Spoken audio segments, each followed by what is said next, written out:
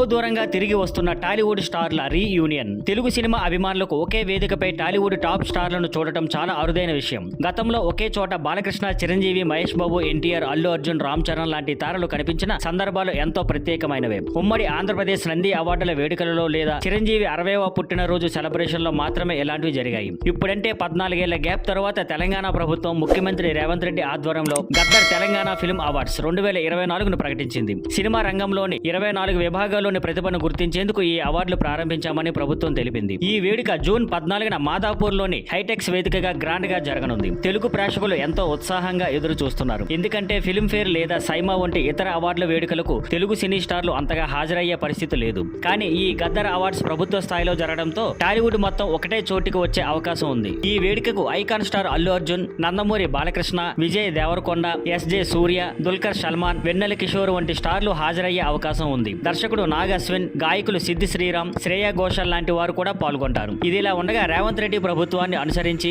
ఆంధ్రప్రదేశ్ ప్రభుత్వం కూడా త్వరలోనే నంది అవార్డులను తిరిగి ప్రారంభించనున్నట్లు సమాచారం. అయితే దీనిపై అధికారిక ప్రకటన ఇంకా రావాల్సి ఉంది. Thank you for watching. Please like, share and subscribe.